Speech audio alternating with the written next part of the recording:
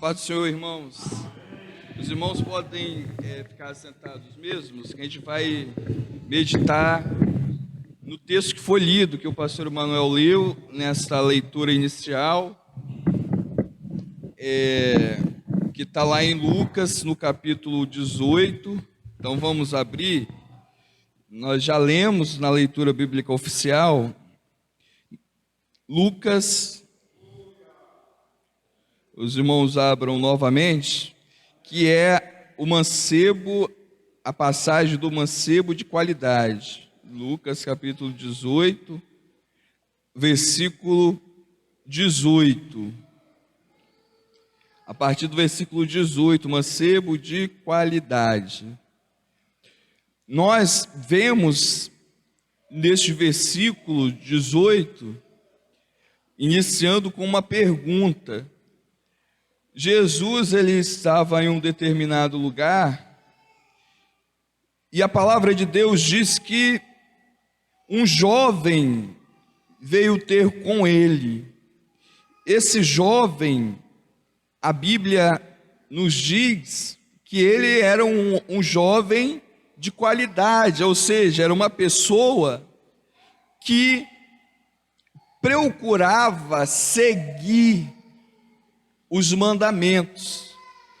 E ele chega para Jesus, ele interroga Jesus. Ele conversa com Jesus. E nessa conversa com Jesus, o resultado dessa conversa com Jesus, para o jovem, não foi o que ele esperava, o que ele imaginava. E depois que Jesus ele dá a resposta que o jovem não queria, ele queria ouvir uma coisa de Jesus, mas Jesus disse outra para ele. A Bíblia diz que ele se entristece. Depois, a consequência disso é uma conversa que Jesus tem com os discípulos. E Jesus, no final, ele dá uma resposta final para os discípulos. Então, nós temos essa história bem perto de nós. O versículo 18 nos diz e fala que ele era príncipe, ou seja, ele era uma pessoa de qualidade. Ele chega para Jesus, ele tinha um certo receio em relação aos elogios que as pessoas faziam. Por exemplo, quando Jesus ele entra em Jerusalém, na entrada triunfal, as pessoas estão adorando ele, e ele diz: essas pessoas me honram com os lábios, mas o seu coração está longe de mim. Quando nós estamos na igreja ou em qualquer outro lugar, e nós cantamos, e nós às vezes oramos, isso não significa que nós estamos, de fato, agradando a Deus. Porque o Senhor, quando nós o adoramos, quando nós dissemos, bom mestre, veja bem, bom mestre, ele diz que Jesus era um mestre bom. Quem é o mestre? É aquele que ensina. Se nós chamamos de Jesus de bom mestre, significa que nós estamos dizendo com a nossa boca que nós aceitamos ele como o nosso mestre, aquele que nos ensina. E se ele ensina para nós, Jesus ensina para nós, e nós não aceitamos o ensino dele, é hipocrisia nós dizermos que ele é bom mestre. Porque se ele realmente fosse bom, nós aceitaríamos o ensino dele. E Jesus já conhecia o coração daquele homem, daquele jovem. E o jovem chega falando que Jesus era um bom mestre. Mas na verdade, Jesus, ele já sabia de antemão que aquele menino, que aquele jovem não estava aceitando e não aceitaria o ensino de Jesus. Em muitos lugares, muitas pessoas chamam assim Jesus bom mestre, mas na verdade não querem aceitar o que Jesus ensina. Fala, Jesus é o meu Senhor, mas na verdade não querem ser servos. Muitos dizem, Jesus é meu pastor, mas na verdade não querem ser ovelhas. Então, pessoas que dizem assim, o Senhor, Ele é o meu pastor, mas não é servo, essa pessoa está mentindo. Está honrando com os lábios, mas é hipócrita, por dentro não tem Jesus como Senhor. Fala, Jesus é o meu pastor, mas na verdade não é ovelha, é bode, não obedece. Então é hipócrita, porque o Senhor, Ele não aceita esse tipo de coisa. E esse jovem, ele dizia que Jesus era um bom mestre, mas na verdade ele não aceitava o que Jesus ensinava. Irmãos, se nós estamos aos pés de Jesus e não queremos aceitar o ensino de Jesus, nós estamos sendo igual a este jovem aqui. Falamos que Jesus é bom, mas na verdade nós estamos negando Ele. Será que nós estamos negando Jesus com as nossas atitudes? Aquele jovem com o lábio, com a voz, ele dizia que Jesus era bom. Mas na prática, quando ele tinha que colocar aquilo em prática, o que ele fez? Ele falava no coração dele que Jesus não era tão bom assim. E Jesus, ele sabia disso. Jesus fala, por que me chamas bom? Porque ele sabia que o jovem, ele não estava nem aí, porque para que Jesus estava ensinando. Tem pessoas que vão a Jesus, que fazem perguntas a Jesus, ou seja, que oram, que falam com Jesus, mas não amam o Senhor, não amam Jesus. Quando Jesus fala, essa pessoa rejeita, não quer. E foi o que aconteceu com esse jovem. E o Senhor diz assim, sabe os mandamentos? Quantos mandamentos são, irmãos? São 10 mandamentos, mas veja que Jesus ele fala alguns. Tem os mandamentos relacionados a Deus e tem os mandamentos relacionados aos homens. Jesus ele só fala os mandamentos relacionados aos homens, como não adulterarás, não matarás, não furtarás, não dirás falsos testemunhos, honra o teu pai e a tua mãe, os mandamentos relacionados aos homens. E ele diz, tudo isso eu tenho feito, observado, obedecido, desde quando eu era pequeno, ou jovem, ou moço, ou adolescente, seja lá como nós queremos entender, mas ele diz, desde a minha mocidade. Jesus ouvindo isso, o que o jovem queria dizer? Que não faltava talvez nada para ele. Aí Jesus olha para ele e diz assim, e quando Jesus ouviu isto, quando Jesus ouviu isso, que ele tinha obedecido desde a mocidade, Jesus fala, ainda, veja bem, ainda te falta uma coisa, vende tudo quanto tens. Veja bem que Jesus não fala algumas coisas, Jesus fala tudo quanto tens, reparte pelos pobres, e terás um tesouro aqui na terra? Não, no céu. Jesus não prometeu que ele iria para esse jovem, que ele iria conquistar novamente as coisas aqui na terra, mas ele prometeu que no céu ele teria o tesouro. Depois que você fizer isso, você vem e me segue. O jovem, ouvindo isso, versículo 23, ficou triste. Não, a Bíblia diz que ele ficou muito triste. Agora, por que ele ficou muito triste?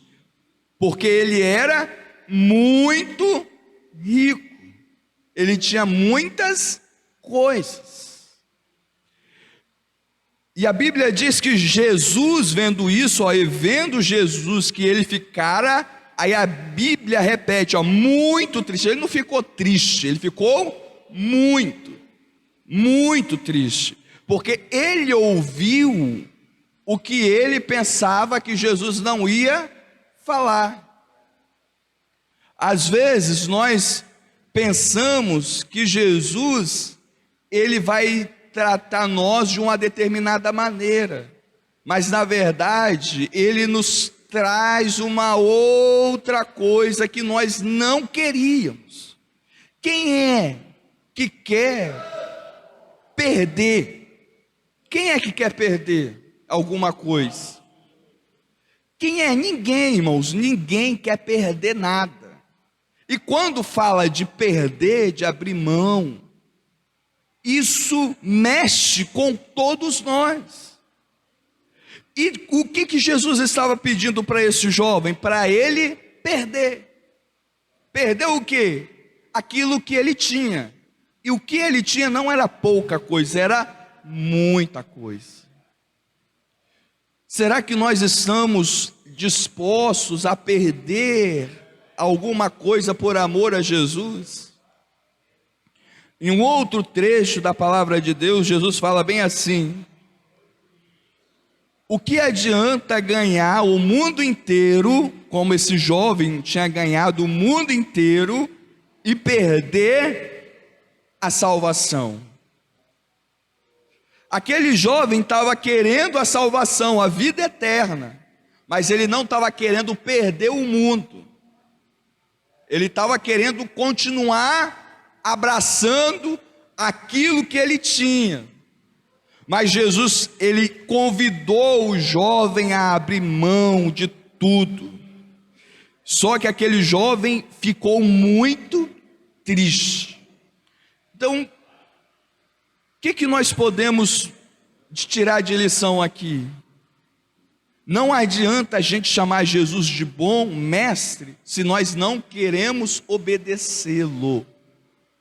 Se nós não obedecemos a ele é porque nós não confiamos nele. Jesus, ele quer que nós confiamos nele. E aquele jovem, ele não confiava em Jesus. Ele não confiava. Ele não passou no teste. Quando ele ouviu isso, a Bíblia nos diz o seguinte: que Jesus, ele começa a falar. E as pessoas que ouviram isso, que estavam com Jesus, que ouviram isso, disseram assim: quem pode salvar-se? Quem é que pode salvar-se? Pedro fala o seguinte: eis que nós deixamos tudo e te seguimos.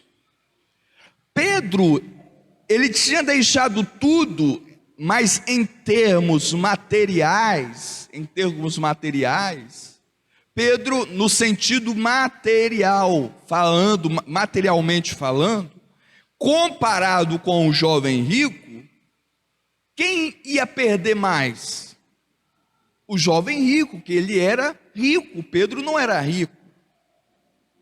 E Pedro fala assim: eis que nós deixamos tudo.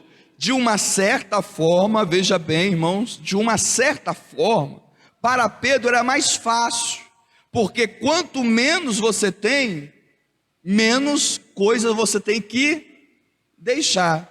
Quanto mais você tem, mais coisas você tem que deixar. Então, quanto mais coisas nós temos para deixar, mais difícil vai ficando para nós alcançarmos a vida eterna. O que o Senhor está nos dizendo? Quanto mais coisas nós temos apegadas a este mundo, mais difícil é alcançar a vida eterna. Quanto mais apegado eu estou às coisas dessa terra, mais difícil é eu entrar no céu. Para entrar no céu, nós devemos de deixar tudo, e deixar tudo é fácil? É muito difícil. Às vezes o tudo que nós temos é pouco, mas é muito difícil. E Jesus, ele fala bem assim, ele responde a Pedro assim, ó, na verdade, ninguém há, agora preste atenção, irmãos, nessa passagem, ó, ninguém há que tenha deixado, as pessoas que deixaram casa, pais, irmãos, mulher, filhos, pelo reino de Deus. Pelo reino de Deus. Algumas pessoas vão ter que deixar a riqueza. Algumas pessoas vão ter que deixar propriedades. Algumas pessoas vão ter que deixar, como Jesus ele colocou aqui, os pais. Algumas pessoas vão ter que deixar os seus irmãos. Algumas pessoas vão ter que deixar a sua mulher. Algumas pessoas vão ter que deixar os seus filhos por causa do reino de Deus. Os irmãos já pensaram nisso? O que Jesus está dizendo aqui? Tudo isso é riqueza. Tudo isso é riqueza. Mas é necessário que nós não estejamos apegados. E Pedro ele está dizendo o seguinte, ó, eu não estou apegado com nada. Pedro estava falando para Jesus, eu não estou apegado com nada. Quando ele fala, tudo nós deixamos, é porque na verdade Pedro ele tinha deixado realmente tudo. Inclusive o que está escrito aqui, ele deixou a casa, os pais, os irmãos, a mulher, o filho, pelo reino de Deus. Pelo reino de Deus.